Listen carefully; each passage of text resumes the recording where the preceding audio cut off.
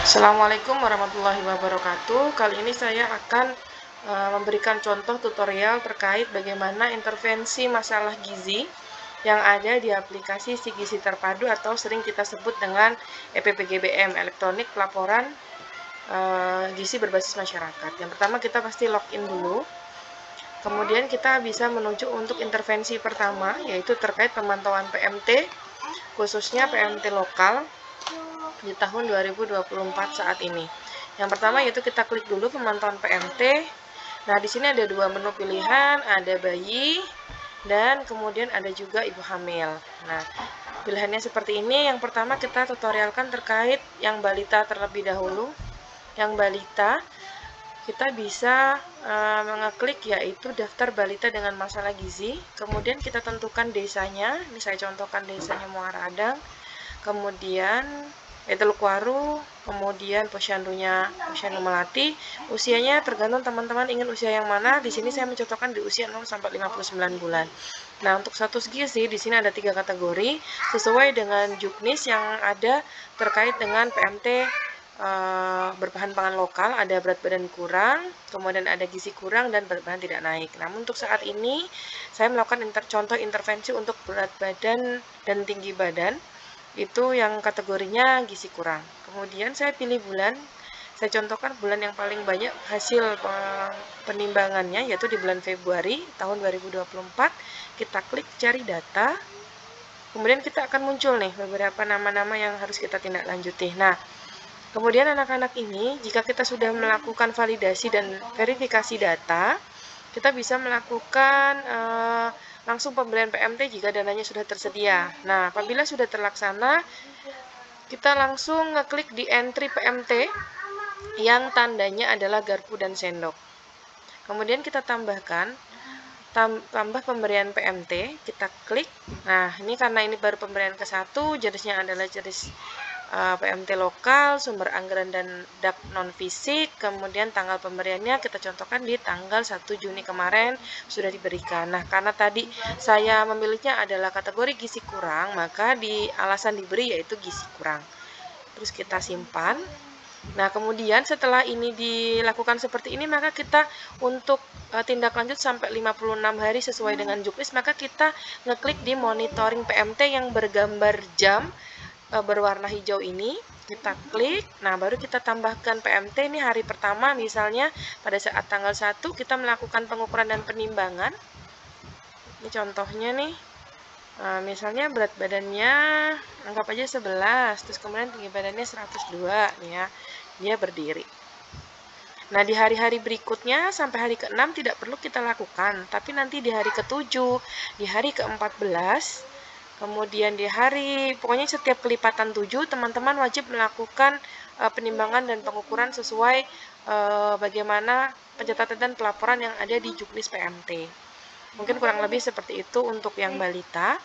Kemudian untuk yang kembali lagi kita ke daftar aplikasi, karena kita mau yang PMT pemulihan bagi ibu hamil.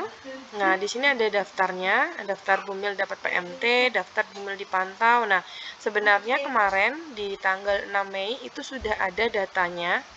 Misal saya klik seperti ini. Nah, sepertinya kemarin itu sudah ada datanya di sini pilihannya, e-cohort atau EPPGBM. Tapi entah kenapa ini tidak muncul. Mungkin e-cohort sedang sinkronisasi dengan EPPGBM, makanya belum muncul pilihan itu lagi pada tanggal hari ini, yaitu tanggal 9 bulan 6 2024. Untuk PMT bahan lokal kurang lebih seperti itu. Next, kita langsung ke verifikasi pelita stunting nih. Jadi di sini kan ada tindak lanjut juga atau intervensi lanjutan untuk balita dengan stunting. Ini pilihannya cuma balita, kita bisa di daftar balita aja. Nah, ini kan ada daftar-daftarnya nih. Kalau misalnya ini adalah daftar tunggu, adalah data-data misalnya nih rumah sakit yang akan kita buat rujukan anak-anak ini, apakah tindak lanjutnya seperti apa, karena di rumah sakit sudah pernah dilatih terkait dengan penanganan pelita stunting ini. Misalnya kita ke cari balita, ini pakai nick ya teman-teman, jadi usahakan nicknya tidak dummy, kalau nick dummy agak kesusahan. Nah, supaya mempermudah ini sebenarnya seperti biasa, misalnya ya kita kembali ke daftar aplikasi, kemudian kita ke EPPGBM. Nah, ini yang dimaksudkan dengan verifikasi, kalau misalnya untuk dia dirujuk di rumah sakit atau kita intervensi dengan tata laksana gizi buruk, disinilah tempatnya. Jadi misalnya nih, kita ke balita stunting, kita klik lihat semua notifikasi. Nah, ini ada rekomendasi ya, rujukan. Nah, ini kita lakukan tindakan. Nah, ini yang dimaksud dengan verifikasi pengukuran. Jadi, teman-teman harapannya melakukan pengukuran ulang. Jika memang sudah dilakukan, makanya contoh kliknya seperti ini. Nah, ini kan baru Juni nih. Ternyata dia masih seperti ini. Nah, ini ada tanda plus. Seperti ini. Alasannya dirujuk seperti apa. Nah, kalau misalnya dia stunting, maka kita klik stunting. Kalau misalnya dia hanya berat badan tidak naik, tidak stunting, tidak wasi, kita pilih sesuai dengan status gizi terakhir dia. Seperti itu. Nah, kemudian kalau untuk ternyata pengukuran dan penimbangannya sudah kita lakukan dan sudah benar, maka misalnya tindakannya yaitu pada tanggal ketemu di tanggal 9 hari ini saya lakukan misalnya rujuk ke puskesmas, kemudian kita data lagi terkait JKN-nya, air bersih, jamban sehat, imunisasi, merokok, kecacingan, riwayat ibu hamil dan penyakit penyerta. Jika sudah, kita klik simpan. Oke, ini karena rujukannya ini misalnya konseling. Seperti ini ya misalnya.